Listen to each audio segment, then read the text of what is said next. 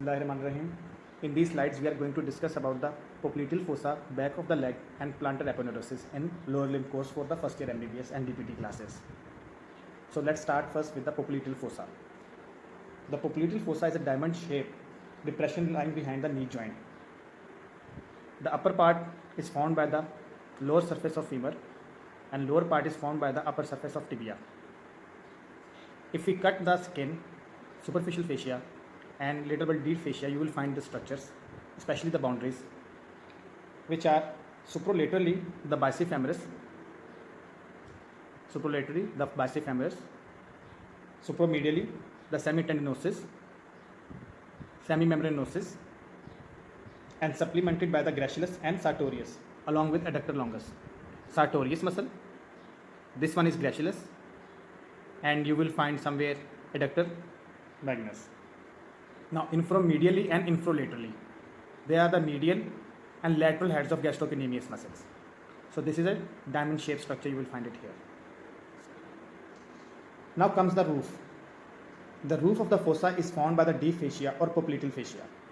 The superficial fascia covers the roof, contains small saphenous vein and three cutaneous nerves, namely which are medial sural cutaneous nerve, sural communicating branch, and lateral sural cutaneous nerves. These are the superficial nerves of the roof of popliteal fossa.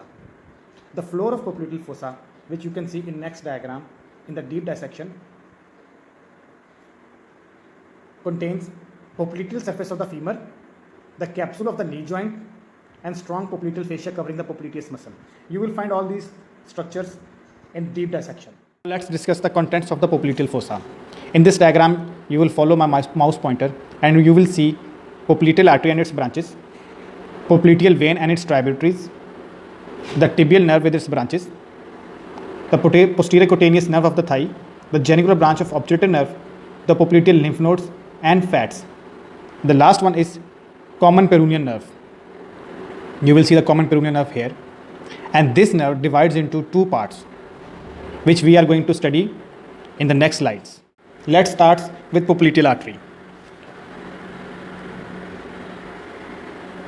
Popliteal artery is the continuation of femoral artery. It begins at the opening in the adductor magnus or adductor hiatus in the middle 1/3 of the thigh. It runs downwards and slightly laterally to reach the lower border of popliteus, and this is popliteus muscle, upper border and lower border. So it ends here. It terminates at the lower border of popliteus by dividing into anterior and posterior tibial arteries.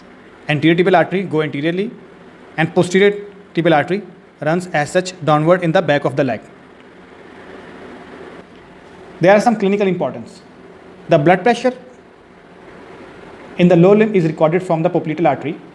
In coarctation of aorta, the popliteal artery pressure is lower than the brachial artery. This figure shows the picture of popliteal artery. You can remember and memorize it. The popliteal artery is fixed by the capsule of the knee joint by a fibrous band present just above the femoral condyles. This may be the source of continuous traction and stretching on the artery, causing primary thrombosis of the artery in young subjects. And when popliteal artery is affected by atherosclerosis, the lower part of artery usually remains patent where grafts can be tried. This is the lower part. Here we can put the grafts. The popliteal artery is more prone to aneurysm than any other artery in the body because of continuous walking, jogging, running. That's all about the clinical importance. Now let's continue with the posterior tibial artery. It begins at the lower border of popliteus muscle between the tibia and fibula and deep to gastrocnemius muscle. And this bone is tibia and this lateral bone is fibula. And gastrocnemius have been dissected out. Now you can follow the mouse pointer to see its course and relation with the muscles. These are the deep muscles of the back of the leg, which we will discuss in our next slide. The branches are, number 1, the biggest branch is fibular or peroneal artery. Several muscular branches supply to this area. A nutrient artery is given off to the tibia, which is the largest nutrient artery of the body. Anastomotic branches of the posterior tibial artery are as follow. You cannot find these anastomotic branches, but I will name them. The circumflex fibular branch, communicating branch, malleolar branch, and calcaneal branches. The terminal branches are medial and lateral plantar arteries. You will find these arteries in the sole of the foot. Let's discuss about the peroneal artery. This is the largest branch of posterior tibial artery. It supplies the posterolateral compartment of the leg. It begins 2 cm below the lower border of the popliteus. From here to here, the distance is almost 2.5 cm. And this is the branch of posterior tibial artery named as peroneal artery. It has muscular branches to the posterior and lateral compartments of the leg, nutrient artery to fibula, and anastomotic branches, large perforating branch, communicating branch, and calcaneal branches. Almost it has the same branches. Tibial nerve. Its root value. Ventral divisions of ventral rami, L4, L5, S1, S2, and S3. This is the largest terminal branch of sciatic nerve. It supplies knee joint, all the muscles of the posterior compartment of leg, and sole of the foot. It has the following branches. 3 genicular or articular branches here, which are superior medial genicular, middle genicular nerve, inferior medial genicular nerve. The cutaneous nerve is called sural nerve, which originates in the middle of the fossa and leaves it at the inferior angle. It supplies the skin of the lower half of the back of the leg and whole lateral border and at the sole of the foot. Muscular branches are, all these muscles are supplied by the tibial nerve. In the sole of the foot, it divides into 2 terminal branches named as the medial plantar nerve and their further branches and lateral plantar nerve. You can find the cutaneous supply here about the posterior tibial nerve. This area is supplied by medial plantar nerve. This one is supplied by lateral plantar nerve. This medial calcaneal nerve is also a branch of posterior tibial nerve, and sural nerve. This is also branch of tibial nerve. So sole of the foot is also supplied by posterior tibial nerve. Let's have a short review about the common peroneal nerve. This is a smaller terminal branch of sciatic nerve. The root value is L4, L5, S1 and S2. Diagnosis around the knee joint is very important topic for exam point of view. First of all, let's identify the blood vessels. This is femoral artery. It goes posteriorly and named as popliteal artery. From here till here in this diagram is posterior tibial artery. So the same artery having different names according to their different location.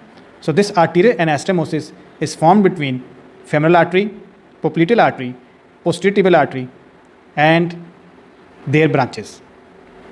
It is very complicated and complex. For your understanding, I am going to make it easy for you in this lecture.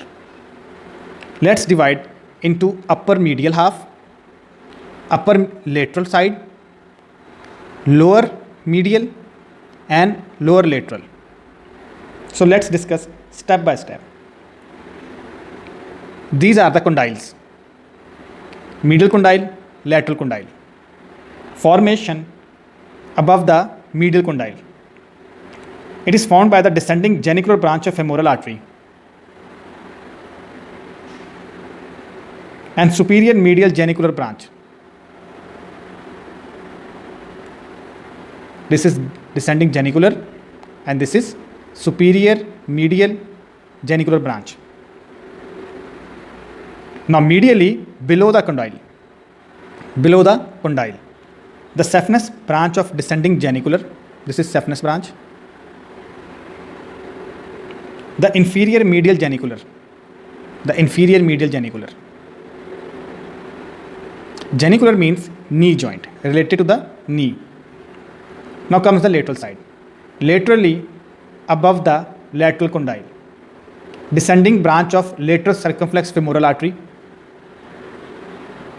joins with superior lateral genicular branch of popliteal artery. Now laterally below this condyle, this one is little complex, but if you follow the mouse pointer, you will find these branches. The inferior lateral genicular branch, this one, inferior lateral genicular branch, anastomose with these three branches. One is anterior tibial recurrent. Number 2, circumflex fibular artery. And number 3, posterior tibial recurrent artery. So this is basically the blood supply of knee joint. I hope this become easy for you to understand now. Back of the leg. The back or posterior compartment of the leg is also called calf. It corresponds to the front of the forearm. This is the bulkiest of the three compartments of the leg because of powerful anti-gravity superficial muscles. For example, gastrocnemius and soleus. So let's identify these muscles, the group of muscles, the superficial group, and in deep dissection you will find the deep group. We will only discuss the name of muscle along with their actions, and in the end of these slides you will find the 3D animation of all these structures you have learned already in my previous slides. You will find gastrocnemius. These are the two heads of the gastrocnemius muscle. The second one is soleus muscle, and if we cut the gastrocnemius, you will find the soleus muscle here. This whole is soleus muscle. And the third one is a very small muscle named as plantaris muscle. You can find this plantaris muscle here and long tendon of plantaris muscle. Here you can find plantaris muscle. The gastrocnemius muscle have very strong tendon named as Achilles tendon or tendocalcaneus.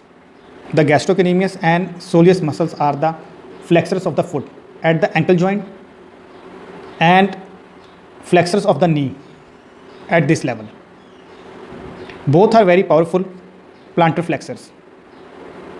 In running and walking, soleus is the most powerful muscle, but later on gastrocnemius takes a part. The deep group muscles of the leg, posterior compartment or calf muscle. Let's identify. Number 1 is popliteus muscle. Number 2 is flexor digitorum longus, this whole muscle. Then comes tibialis posterior muscle and flexor hallucis longus, the last one. It is retracted here, from here. So 4 muscles, popliteus, again flexor digitorum longus, tibialis posterior and flexor hallucis longus. All these 4 muscles are supplied by tibial nerve. Popliteus muscle unlocks the knee joint by lateral rotation of the femur on the tibia prior to flexion. Flexor digitorum longus flexes digital phalanges. Plantar flexion of the ankle joint supports the medial and lateral longitudinal arches of the foot. Flexor hallucis longus muscle flexes the digital phalanx of the big toe. Plantar flexion of the ankle joint supports the medial longitudinal arch of the foot. The tibialis posterior muscle is also a plantar flexor of the foot at ankle joint. It inverts the foot at subtalar joint, supports medial longitudinal arch of the foot. All these muscles are crossed under the cover of flexor retinaculum. Flexor retinaculum. It is very important for exam and clinical point of view. It is a thickening of deep fascia. It reciprocals the flexor retinaculum of your upper limb. This is also called tarsal tunnel. First of all, its attachment. It has anterior and posterior attachment. Anteriorly, it is attached to the posterior border of the tip of the medial malleolus and posteriorly to the tubercle of calcaneum. Now it has following structure passing through it, and I will give you a mnemonic so you can learn more easily. The mnemonic is: talented doctors are never hungry. Talented doctors are never hungry. So let's dissect this mnemonic. Talented, tendinous sheath of the tibialis posterior. Doctors, flexor digitorum longus. R stands for artery. and this artery is posterior tibial artery. Never, N stands for nerve. The tibialis posterior or tibial nerve. Hungary stands for the flexor hallucis longus. So tibial nerve usually compress here or trapped here to a syndrome known as tarsal tunnel syndrome. Let's review all these structures in the 3D animation of leg and sole of the foot. I hope you will enjoy it.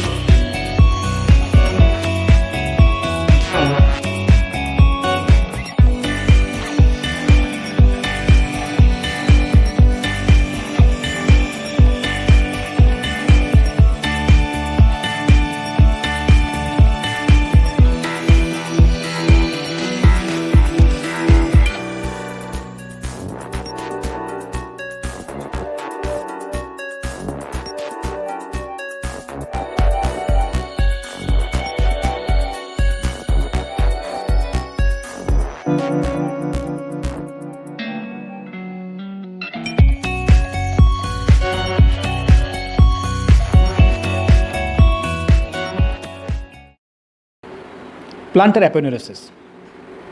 Plantar aponeurosis basically lies at the plantar surface of the sole of the foot. It is a specialized structure of the deep fascia. The deep fascia covering the sole is thick in the center and thin at the sides. The thickened central part is known as the plantar aponeurosis. The aponeurosis is triangular in shape, having an apex is proximal and attached to the medial tubercle of the calcaneum, proximal to the attachment of flexor digitorum brevis. The base is distal. It divides into 5 processes near the heads of the metatarsal bone. 1, 2, 3, 4, 5. 5 heads. The digital nerves and vessels passes through it between the intervals. Look at the intervals. The digital nerve and vessel passes through it. Now let's discuss the function. It fixes the skin of the sole. It protects the deeper structures. It helps in maintaining the longitudinal arches of the foot. It gives origin to the muscles of the first layer of the sole. Now let's discuss its clinical anatomy. Plantar fasciitis occurs in the policeman due to the stretching of the plantar aponeurosis. This results in pain in the heel region, especially during the standing.